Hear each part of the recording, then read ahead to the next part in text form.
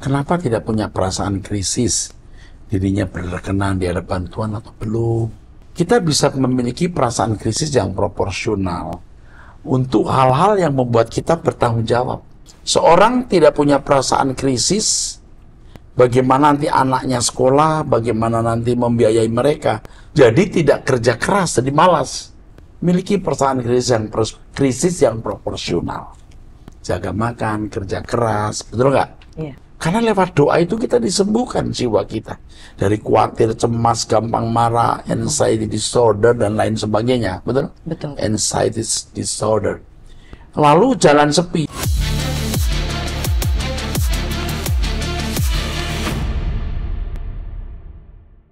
Shalom saudara, kembali kita mengikuti Abam. Kita masuk episode 1157. Saya didampingi oleh Pendeta Aditya. Shalom. Amin. Oke. Kita mulai ya? Ya, baik. Dari seorang pria berusia 52 tahun menikah dengan 2 anak, Sulawesi Selatan, dan merupakan jemaat gereja Pantekosta. Salam Pak Pendeta Erastus, Bapak rohani yang banyak mengubah hidup dan cara berpikir saya melalui khotbah Bapak selama ini. Saya mulai mencari gereja GSKI di Kota Makassar. Iya, betul. Dan saya sudah beribadah di sana sekitar 2 bulan, walaupun tidak setiap minggu. Biasanya, kalau kami tidak beribadah di gereja saya, gembala kami akan mencari kami sekeluarga. Pengajaran di gereja saya hanya tentang kebutuhan jasmani supaya diberkati. Pendeta tersebut mengatakan jangan duniawi, padahal yang saya lihat pendeta ini masih duniawi. Meskipun pendeta tersebut sudah punya mobil, dia masih membeli yang baru. Kelihatan keren dan itu hanya dipajang saja di pastori. Saat di mimbar, dia mengatakan bahwa perpuluhan itu harga mati. Dan ibu rohani juga pernah berkata, saat memberikan persembahan jangan seperti bayar uang parkir. Berikan lebih dari tukang parkir supaya usaha kita lancar, diberkati, dan tidak sakit-sakitan. Ya, ini bukan pendeta GSKI ya? Bukan, yang gerejanya dia. Padahal di gereja kami masih banyak yang susah. Kadang ada yang jalan kaki ke gereja. Naik ojek online, banyak yang masih belum punya rumah dan kontrak sana-sini. Saya ingin sekali pindah dan beribadah ke GSKI karena saya sudah tidak sejahtera di gereja lama. Apalagi dengan pengajaran-pengajarannya yang tidak membuat iman saya bertumbuh. Ketika gereja saya baru mendengar kata hidup suci, kudus, sempurna, seperti Bapa dan serupa dengan Yesus, maka akan dikatakan jangan terlalu sombong rohani. Pendeta di sini juga mengatakan, kalau ada pendeta yang tidak berbuat dosa, saya mau menjadi kosternya atau pengawal. Karakter pendeta yang seperti ini tidak bisa berubah, dan sebagai pemimpin, dia tidak bisa membawa jemaatnya masuk langit baru, bumi baru. Saya harus bagaimana ya Pak untuk menyampaikan kepada gembala saya? Apalagi saya sudah seperti keluarga, karena saya sudah puluhan tahun berjemaat di tempat itu. Saya juga mau minta pamit, meskipun terkadang saya merasa sedih, karena teman-teman di sana sudah seperti saudara. Mohon masukannya Pak, terima kasih. Kalau Tuhan gereja Yesus tidak membawa kamu ke surga, kamu pindah. Mungkin tidak usah harus pamitan dulu, kamu mulai kebaktian sekali sebulan, gitu loh ya. Iya. Atau sebulan 2 kali dulu, kamu ikut gereja yang kamu bisa diberkatin, diubahkan nanti sebulan sekali, 2 bulan sekali, lalu pas sampai akhirnya Lama-lama hilang. lama-lama sudah terbiasa tidak hadir, kamu baru bisa mengundurkan diri atau pamit. Tapi sebenarnya juga tidak perlu pamit, ini kan bukan pekerjaan yang terikat dengan hukum kan? Iya. Nggak usah. Pendeta-pendeta seperti pendetamu yang ini ya, pasti tidak rela Betul. jemaatnya keluar, karena jemaat itu domba yang bulunya bisa dipotong. Tahu ya? Udah kamu pindah saja. Itu saja jawaban saya. Kalau belum ikut truth.id ikut pas saya. Ya. Pasti pendetamu yang bicaranya berkat-berkat lalu bicara soal kemakmuran, perpuluhan. Tidak mengiring ke surga secara proporsional. Oke. Baik, selanjutnya dari seorang wanita berusia 26 tahun, sudah menikah di Kalimantan dan merupakan jemaat GSKI. Shalom Bapak Gembala kami, Pak Erastus. Saya seorang karyawan swasta di salah satu klinik perusahaan kelapa sawit di Kalimantan, Pak. Saya sudah menikah hampir 2 tahun dengan suami saya. Saya suku Dayak dan suami saya suku Batak. Kami bertemu di perusahaan dan saling mengenal dekat. Bahkan di tempat kerja kami rajin belajar pendalaman Alkitab. Jadi itulah awal mulanya kami saling mengenal serta jatuh cinta. Sebelumnya saya Kristen Protestan dan belum terlalu mengenal kebenaran yang sesungguhnya sebelum saya menikah. Tapi seiring berjalannya waktu, kami belajar pendalaman Alkitab kebenaran yang membuat iman kami semakin bertumbuh. Khotbah Bapak menjadi motivasi bahkan membuka mata rohani saya bahwa karakter saya sangat buruk dan perlu dirubah. Saya juga harus memiliki hubungan pribadi dengan Bapa yang di surga untuk mampu merubah tabiat lama saya.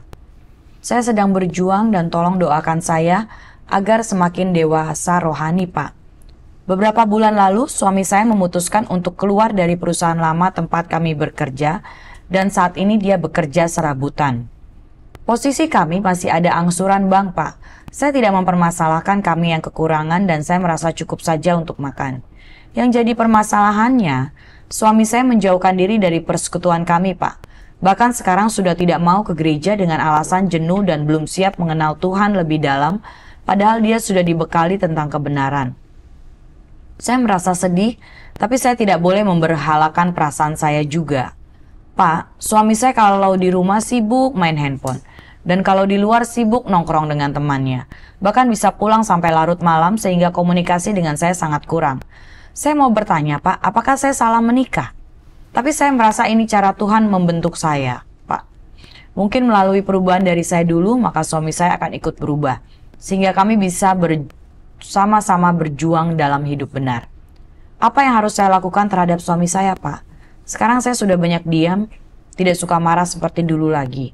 Tapi terkadang masih bisa marah. Saya sedang berjuang memperbaiki diri saya menjadi lebih dekat dan satu perasaan dengan Tuhan. Terima kasih Pak atas waktunya. Kiranya Allah Bapa kita selalu menyertai dan memberikan hikmat kepada Pak Eras serta keluarga. Jaga kesehatan ya Pak. Love you so much. Amin.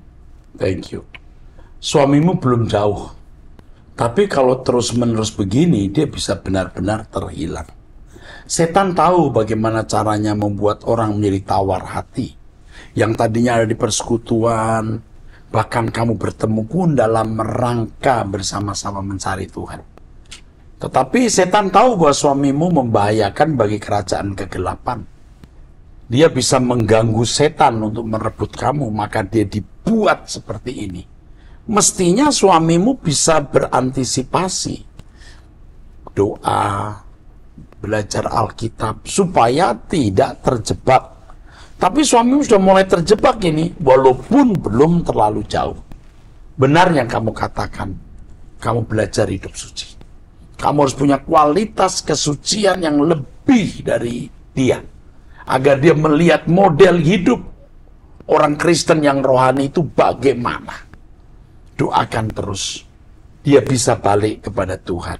Ya, kau masih punya kesempatan untuk membawa suamimu kepada Tuhan. Kau masih muda dan suamimu juga masih muda. Berjuanglah, jangan banyak bicara, biar perbuatanmu yang bicara. Mungkin kamu bisa mengajak teman-teman dekatnya dulu yang rohani untuk berkumpul, ngopi bareng atau makan bareng. Karena sekarang teman-teman dia itu meracuni dia. Dia membuat dirinya tidak rohani. Coba pertemukan dengan teman-teman lama yang dulu bersama-sama dalam persekutuan doa. Mungkin usaha ini ada buahnya. Coba saja. Oke, teruskan. Oke, baik. Berikutnya dari seorang wanita berusia 32 tahun menikah dengan 2 anak di Sulawesi Tengah merupakan jemaat gereja Protestan. Shalom Bapak Rohaniku yang terkasih. Saya menulis pesan ini setelah mendengarkan Abam episode 1151 di menit ke-19 detik ke-22. Ketika seorang penanya memberikan saran. Dia berkata bahwa dia sudah 10 tahun mengikuti Pak Erastus. Tapi menurut saya dia masih memiliki jiwa yang sakit dan akar pahit. Jawaban yang Bapak Erastus sampaikan sungguh bijaksana. Sehingga saya dapat melihat sikap hati yang benar, bagaimana merespon perkataan orang lain, Dan itu menjadi teladan yang luar biasa bagi saya. Pak, saya mau bersaksi.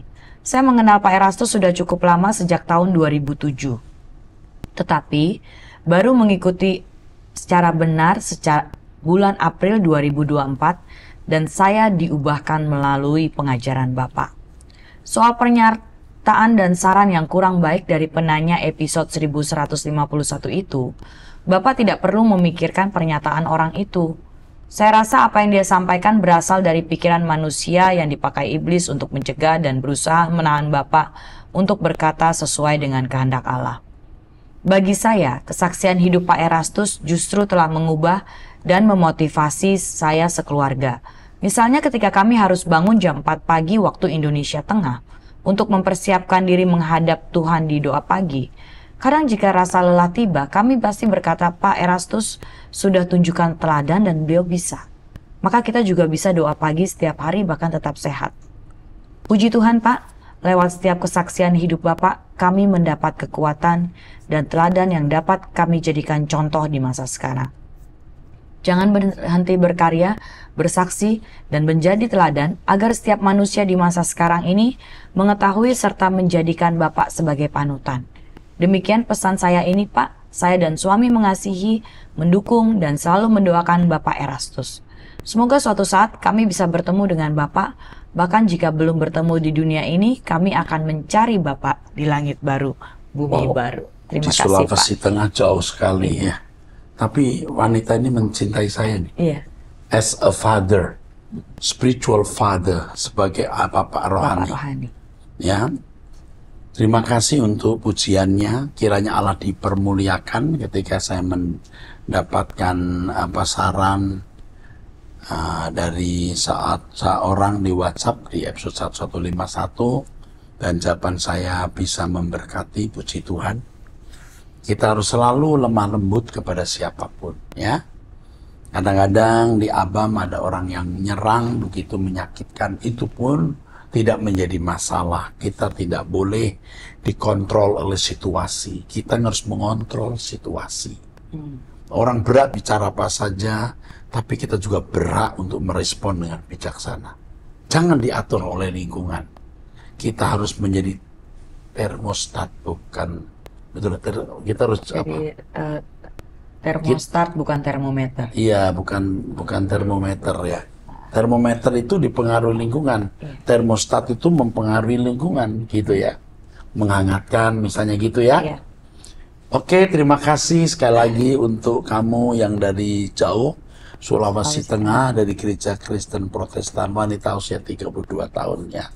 Saya mau sebut nama tapi takut kamu keberatan ya. We love you. Oke. Amin. Oke. Ya, selanjutnya dari seorang wanita berusia 33 tahun. Beliau sudah bercerai di Sulawesi Utara, jemaat salah satu GSKI gereja online ya. Dan gereja Pentakosta ini. Pentakosta ya itu, dan GSKI online. Iya. Shalom Pak Eras, terima kasih sudah menjawab pertanyaan pertama saya Pak. Rumah saya sudah laku terjual dan saat ini saya bingung harus buka usaha apa. Saya takut usaha yang saya buka tidak berjalan lancar. Sedangkan uang simpanan saya hanya tersisa sedikit dari hasil penjualan rumah. Saya kepikiran membuka usaha laundry di depan rumah saya yang berada di dalam komplek perumahan. Sebenarnya saya juga ingin bekerja, tapi kondisi saya tidak memungkinkan karena harus selalu kontrol ke rumah sakit setiap 3 bulan. Jadi mungkin lebih baik apabila saya buka usaha di rumah saja dan bisa sekalian kontrol anak saya terus. Ya, ini usia 33 tahun, wanita. Penyakit apa ya sampai dia harus kontrol ya? Saya lupa. Nanti kita lihat di edisi sebelumnya.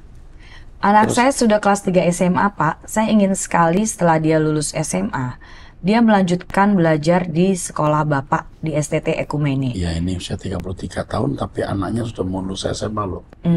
Berarti nikah muda kayaknya. Muda sekali, bukan muda. Oke, terus? Dulu sebelum mengenal Tuhan, kami bercita-cita agar anak ini nanti masuk akademi kepolisian. Tapi sekarang pemikiran saya berubah. Saya ingin dia mengenal Tuhan lebih dari apapun.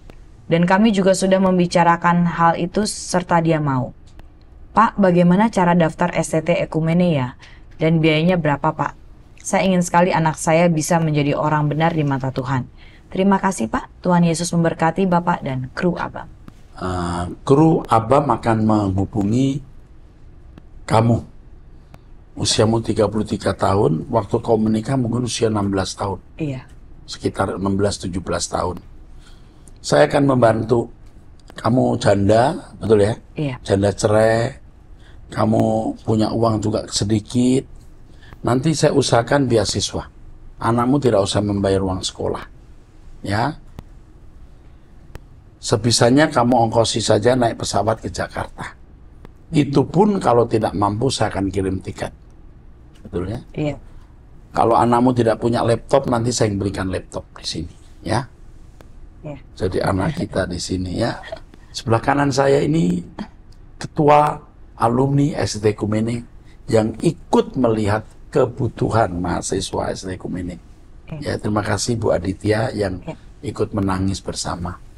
Terima kasih Pak Eras. Oke, aduh senang ya bisa membaca tulisanmu. Kamu punya keluarga kami di sini. Jadi kamu tidak sendiri. Ya, kamu jual rumah, uang sedikit, kamu bingung usaha. Saya tidak tahu laundry itu laundry kelas berapa. Kan biayanya macam-macam. Tapi kalau saya sih lebih cenderung jangan menggunakan modal yang hampir menghabiskan uang. Terlalu besar ya? Terlalu besar, misalnya uang kita 20 misalnya, atau 20 misalnya. Jangan dikeluarkan 15 atau 16. Keluarkan 2 atau 3. Lebih baik jualan gado-gado, mie, yang paling dari 20 uang kita, 2 atau 3 yang kita pakai. Oke. Itu lebih baik. Dagang makanan juga nggak ada matinya. Ya? Iya. Saya kira itu saran saya, dan bersyukur kamu mengenal kami. Jangan lupa doa pagi. Saya nggak bisa menolong dan menyelamatkan kamu. Kamu harus menyelamatkan dirimu sendiri dengan menjadi kekasih Tuhan. Doa pagi, ikuti terus truth.id supaya kamu bertumbuh di dalam Tuhan. Ya. Oke. Baik, selanjutnya dari seorang pria berusia 27 tahun, belum menikah, mahasiswa STBI, Baptis di Jawa STBI Tengah. itu bisa Betel, bisa Baptis, tapi ini Baptis ini. Baptis. Kalau Jawa Tengah bisa di Semarang kalau ya. Ya. Oke, Dia terus. merupakan jemaat gereja Baptis juga. Oke. Shalom Pak Eras dan tim Abam. Sebelumnya saya mengucapkan terima kasih atas pertanyaan saya yang telah dijawab Abam di episode 1150. Apa perihal? Ini tentang perihal pengalaman Pak Eras untuk menyenangkan hati Bapak. Jawaban Pak Eras, pengalaman mengenal Tuhan itu jatuh bangun dan kerinduan menyenangkan Tuhan tidak mudah terrealisasi. Iya, harus diperjuangkan. Terus. Terima kasih juga atas buku-buku yang masih dalam proses pengiriman dan saya bersyukur Bapak berkenan menjadikan saya sebagai anak rohani. Sehingga hal tersebut menjadi suatu kehormatan bagi saya. Saya ingin bertanya kepada Pak Eras, tetapi izinkan saya sharing terlebih dahulu. Sekarang saya melanjutkan studi di salah satu STT dan mengambil magister teologi, tempat di mana Bapak dahulu mengambil gelar doktor. Ya. Selain itu, saya juga melayani sebagai mentor pemuda di organisasi Kristen Compassion atau PPA. Saya juga bekerja sebagai guru anak berkebutuhan khusus untuk membantu keluarga dan membayar biaya kuliah. Demikian kondisi saya saat ini. Nah, saya ingin bertanya perihal doa. Dalam khotbah-khotbah Bapak selalu menekankan jemaat untuk memiliki doa jam pribadi sesuai dengan kemampuan masing-masing. Saya mematuhi nasihat tersebut dengan rutin melakukan jam doa pribadi setiap hari dan telah menjadi kebutuhan saya. Bagi saya, lebih baik kurang tidur daripada kurang berdoa. Sebab jika kita tidak berdoa, maka kita akan lebih mudah jatuh dalam dosa. Iya, kurang berdoa itu lebih mudah jatuh dalam dosa. Benar sekali. Terus? Ya, dalam pengalaman doa saya, biasanya Tuhan berbisik melalui hati, sekaligus memberikan beban yang kuat di dalam hati saya untuk mengerti apa yang harus saya lakukan kepada orang-orang yang harus saya beri pertolongan. Tapi ada juga waktu ketika Tuhan hanya diam.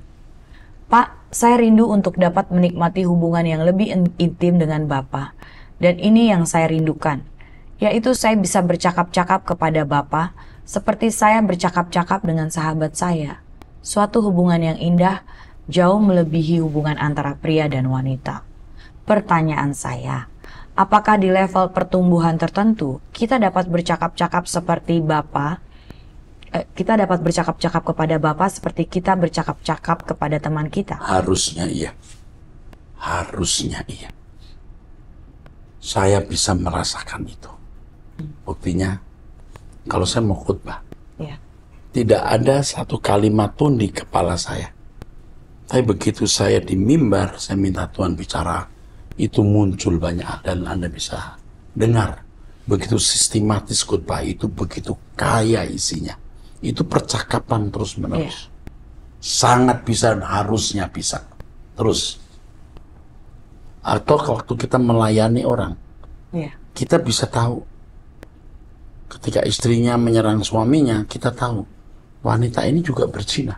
Bukan suaminya yang selingkuh, dia juga selingkuh. Tapi kita sering tidak mau mengatakan. Ya. Iya. Iya. Tuhan bisa menunjukkan ke kita bagaimana dia pernah mendapatkan ilmu atau kemasukan kuasa gelap. Waktu mamanya meninggal, dia ke kuburan. Kita bisa melihat kuburannya, kuburan tua. Ada pohon besar. Lalu ada kuburan yang separuh tertanam. Kamu di bawah pohon itu.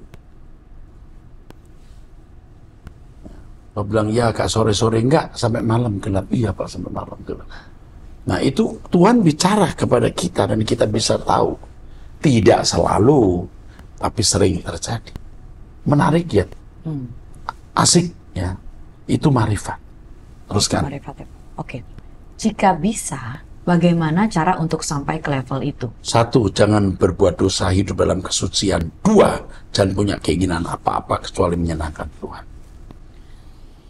Apakah ada pesan atau nasihat yang ingin Bapak sampaikan kepada saya? Terima kasih banyak atas jawabannya, Pak. Tuhan Yesus memberkati pelayanan Pak Eras dan tim Abang. Kamu punya kerinduan melayani Tuhan dan kamu tidak puas dengan kiprah karya pelayananmu hari ini. Kamu ingin lebih besar lagi. Kesucian hidup kamu bangun. Jangan punya keinginan atau hobi-hobi tertentu. Kesenanganmu harus menyenangkan Tuhan. Kamu masih harus menggarap dirimu, kedaginganmu, kecenderunganmu sombong, masih menikmati pujian, dan itu menjadi stumbling block, barrier ya, yang menghalangi kamu bertumbuh. Kamu perangi dulu, kamu kalahkan itu, kamu akan bertumbuh, kamu akan dipakai Tuhan. Seusia kamu bisa bicara demikian dengan kerinduan ini, luar biasa. Nanti seumur saya, kamu akan lebih baik dari saya hari ini. Oke, teruskan. Seorang pria berusia 17 tahun, dia pelajar Jawa Tengah tinggalnya. Shalom Pak, saya bertanya apakah jodoh itu ada di tangan Tuhan? Atau sudah takdir? Atau manusia yang menentukan sendiri dengan kriteria tertentu agar setara dalam standar kebenaran? Jodoh itu mestinya di dalam pimpinan Tuhan. Kita minta petunjuk pimpinan Tuhan. Tapi pada umumnya hampir semua orang jodoh di tangannya sendiri. Dulu ada orang-orang yang pacaran, ketahuan oleh orang kampung, dikawinkan nih. Itu jodoh di tangan Hansip. Tapi ngakunya ya ini jodoh di tangan Tuhan, enggak. Kamu pacaran berlebihan sampai kamu ditangkap Hansip, lalu jadi jodoh di tangan Hansip. Jodoh itu mestinya dalam pimpinan Tuhan. Tapi pada umumnya orang jodoh di tangannya sendiri. Jodoh itu bukan takdir mestinya. Pilihan. Pilihan dalam tuntunan Roh Kudus. Kalau dalam istilah Latin ada kata coram Deo. Coram Deo itu hasil optimal pergumulan dengan Tuhan. Jadi istrimu atau suamimu atau pasangan hidupmu itu harus coram Deo. Oke, teruskan. Di tempat saya studi, ada adik kelas yang menarik perhatian saya. Apakah jika saya di masa depan memang jodohnya, akankah Tuhan pertemukan lagi? Dan jika orang itu memang jodoh saya, apakah Tuhan berikan pertanda? Umur 17 tahun kamu sudah nggak perlu bicara. Nggak usah mikir jodoh dulu lah. Masih jauh. Kira-kira kamu akan menikah umur berapa? 17, 18? Nggak mungkin kan? 27, 28, 29. Iya, masih 10-15 tahun. Udah nggak perlu. Kamu lihat, kamu tertarik wanita itu memikat. Nanti kamu akan ketemu wanita yang lebih dari dia. Oke? Udah jangan mikir dulu. Ya. lewati saja, ya. Udah, move on dari dia. Oke, teruskan. Baik, selanjutnya dari seorang wanita berusia 48 tahun. Beliau sudah menikah dengan 4 anak dan tinggal di Kalimantan Tengah, merupakan salah satu jemaat karismatik. Ya. Shalom Bapak Rohaniku, Pendeta Erastus Sabdono. Saya mempunyai 3 anak yang masih sekolah. Salah satu anak saya bersekolah di Rehoboth, Palangkaraya, di bawah naungan Bapak, dan kami sangat terbantu. Iya, kami ada SD, SMP, SMA di Palangkaraya, juga ada asramanya di situ. Ada juga di situ ya. Iya, terus. Anak saya tinggal di asrama. Oh, dia tinggal di asrama seperti yang Bapak bilang. Terus? Dan puji Tuhan dia semakin pintar karena sudah bisa berbahasa Inggris. Itu membuat saya terharu, Pak, karena orang tuanya hanya lulusan SD. Tapi anak saya sudah menjadi pintar. Terima kasih untuk pengajaran Bapak yang sudah banyak mengubahkan saya. Saya hanya minta dukungan doa Pak Eras dan tim Abam. Rumah yang kami tinggali sekarang di kampung ditagih pemiliknya. Sekian. Karena masih tersisa sekian juta dari harga sekian puluh juta yang dan kami belum membayar karena belum ada uangnya. Kami diberi waktu sampai tanggal 15 ini. Kalau kami tidak bisa membayar, kami disuruh pergi dari rumah ini, Pak. Sementara saya hanya bisa berharap sama Tuhan saja, karena kalau saya mengandalkan gaji suami saya yang hanya 3 juta rupiah, rasanya kami belum bisa. Sekarang suami saya buruh dan saya hanya jualan es kecil-kecilan di depan gubuk kami yang lantainya sudah bolong dan rapuh. Akan tetapi, saya tidak memikirkan hal-hal tersebut karena buat saya, sekalipun rumah ini seperti kandang ayam juga nggak apa-apa. Saya sudah mematikan keinginan daging saya dan kecintaan dunia yang sudah saya tinggalkan. Setelah saya mendapat pengajaran dari Pak Eras selama 6 tahun ini, saya sudah diubahkan dan selera dunia saya sudah hilang. Kalau saya tidak doa pagi, tidak dengar khotbah Pak Eras termasuk Abam, saya merasa hampa dan tidak ada gairah hidup. Khotbah Pak Eras membuat saya bangkit dan bersemangat hidup karena yang Pak Eras sampaikan sangat mengubahkan hidup saya. Sampai anak saya yang bungsu bilang, pasti mama cari Pak Eras kalau buka YouTube. Sekarang kalau saya berbuat kesalahan kecil, rasanya berdosa sekali. Mengapa itu bisa terjadi ya Pak? Ada apa dengan saya? Saya terlalu yakin bahwa Tuhan akan menolong kesulitan saya, tetapi sekarang saya doa sama Tuhan, walaupun saya tidak ditolong, saya tetap cinta Engkau Tuhan. Terima kasih. Di Palangkaraya, Kalimantan Tengah ada pendeta Yosef Surah, GSK. Ibu ini harus dipertemukan dengan pendeta Yosef Surah. Perintah Pak Eras. Perintah Ketua Sinode. Dan kebetulan Pak Yosef Surah ini mantan mahasiswa saya, juga mantan staf kami di sini. Dan dia selalu bersama-sama dengan saya waktu mudanya. Saya ya anak rohani lah. Kasih tahu dari Bapak, dari saya Erastus, Pak Eras, harus dihubungi hari ini juga. Iya. Apa yang bisa dibantu untuk menyelamatkan wanita ini, ya? Iya. Kehormatan bisa menolong orang. Ya, jangan takut kita dirugikan, kita susah, direpotkan, karena itu kehormatan bisa melayani Tuhan. Oke. Baik. Kemudian selanjutnya dari seorang wanita berusia 39 tahun, janda cerai hidup di Jakarta, merupakan jemaat GSKI. Iya. Shalom Bapak Rohani dan tim Abam yang saya hormati. Saya mau bertanya, perasaan krisis yang proporsional seperti apa yang harus dimiliki setiap orang percaya? Lalu di Abam episode 1151 menit ke-6 dan detik 51, mengapa doa pagi disebut dengan terapi jiwa dan jalan sepi? Terima kasih Bapak Rohaniku dan tim Abam. Sehat terus ya Pak, dan kiranya Bapak beserta tim Abam diberi kekuatan dalam pelayanannya. Tuhan Yesus memberkati. Krisis yang proporsional, krisis yang benar. Orang itu merasa krisis karena gajinya kurang banyak, krisis belum menikah, krisis belum punya anak, krisis belum punya rumah pribadi. Kenapa tidak punya perasaan krisis? Dirinya berkenan di hadapan Tuhan atau belum? Oke? Jangan takut kepada apa yang dapat membunuh tubuh tapi tidak bisa membunuh jiwa. Jadi harus punya krisis yang benar.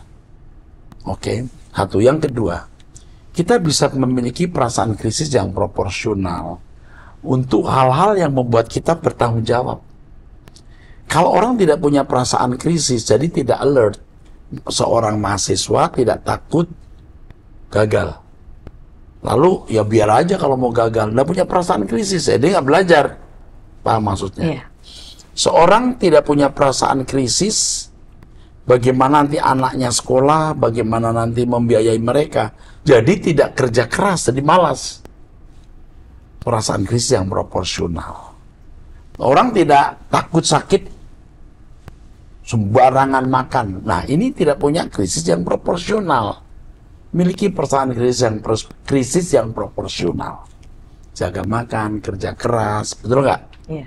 Seperti kita ikut asuransi itu kan karena perasaan krisis yang Takut. proporsional. Betul. Mengapa doa pagi disebut terapi jiwa? Karena lewat doa itu kita disembuhkan jiwa kita dari khawatir, cemas, gampang marah, anxiety disorder dan lain sebagainya. Betul? Betul. Anxiety disorder. Lalu jalan sepi. Karena tidak banyak orang mau. Sepi jalannya, gitu ya, tahu. Iya. Tidak banyak orang mau berdoa atau sungguh-sungguh mencari Tuhan. Tapi kita mau ikuti jalan sepi ini. Terima kasih untuk episode yang benar-benar memberkati kita. Sampai jumpa di episode yang akan datang. Tuhan memberkati saudara. Shalom.